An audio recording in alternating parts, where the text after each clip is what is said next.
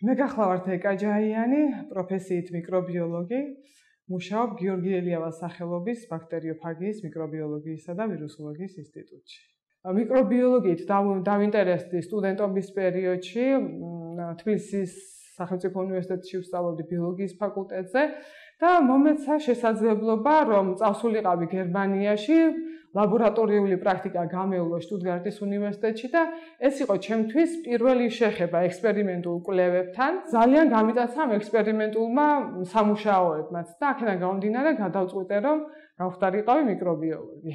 მიკრობიოლოგია სწავლობს მიკროორგანიზმებს. ეს მიკროორგანიზმები გახლავთ ძალიან პაწაწინა ზომის არსებები, რომელთა დანახვა შესაძლებელია მხოლოდ მიკროსკოპის მეშვეობით. ეს არის ბაქტერიები, ვირუსები, სოკოები, უმარტივესები. ანუ მათი როლი არაპროპორციულია მათი ზომისა. არსებობს სხვადასხვა მიმართულება მიკრობიოლოგიაში. გახლავთ ეს ბაქტერიოლოგია, ბაქტერიოლოგია იკვლევს ბაქტერიებს, არსებობს ვირუსოლოგია, იკვლევს ვირუსებს, მიკოლოგია სწავლობს სოკოებს. ცალკე განხრა არის სამედიცინო მიკრობიოლოგია, რომელიც სწავლობს პათოგენურ მიკროორგანიზმებს, ესე იგი ისეთ მიკროორგანიზმებს, რომელსაც შესწევთ დაავადების გამოწვევის უნარი. საინტერესოა, რომ მიკროორგანიზმებს ფართო გამოყენება აქვთ მრეწველობაში, ეს იქნება კვების მრეწველობა, ღვინის წარმოება, ლუდის წარმოება, მიკროორგანიზმები მონაწილეობენ ასევე პურის წარმოებაში, რძის პროდუქტების წარმოებაში და ანტიბიოტიკების წარმოებაც ხდება მათი გამოყენებით.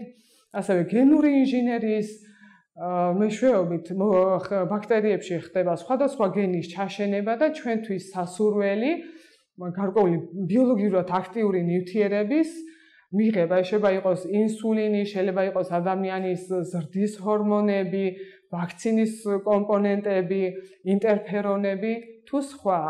მიკრობიოლოგიის სპეციალობით რომ იმუშაოს ადამიანმა, აუცილებელია მოლეკულური ბიოლოგიის ცოდნა, ბიოქიმიის, ორგანული ქიმიის, გენეტიკის და სასურველია იცოდეს, რა თქმა უნდა, სტატისტიკური პროგრამებიც.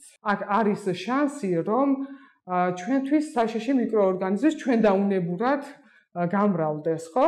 ამათთან ერთად. ამიტომ საჭიროა დავიცვათ გარკვეული უსაფრთხოების ნორმები, რასაც რა თქმა უნდა სწავლობენ ახალგაზრდები, როდესაც მოდიან ლაბორატორიაში სამუშაოდ, მაგრამ გარდა ამისა სწავლისა ძალიან დაკვირვებული, მობილიზებული უნდა იყოს ადამიანი, რომ აი ეს უსაფრთხოების ნორმები სრულად დაიცვას ლაბორატორიაში მუშაობისას. ადამიანს შეიძლება გაუჩნდეს გარკვეული კვლევითი იდეა. უნდა ქონდეს უნარი დაგეგმოს ეს კვლევა. ასევე მიღებული შედეგის ანალიზის უნარი უნდა ქონდეს.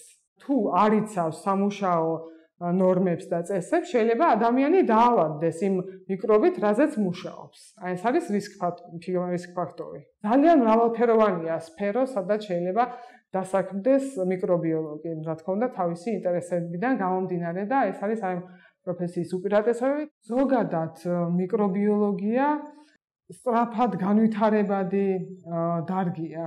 საქართველოში საკმაოდ ფართო მიკრობიოლოგიური საზოგადოებაა, მაღალ დონეზე მიმდინარეობს კვლევების ჩატარება, ამ მიმართულებით არის კარგად აღჭურვილი ლაბორატორიებიც და რაც შესაძლებლობას აძლევს, რომ ახალგაზრდა აი ამ სფეროში განვითარდეს.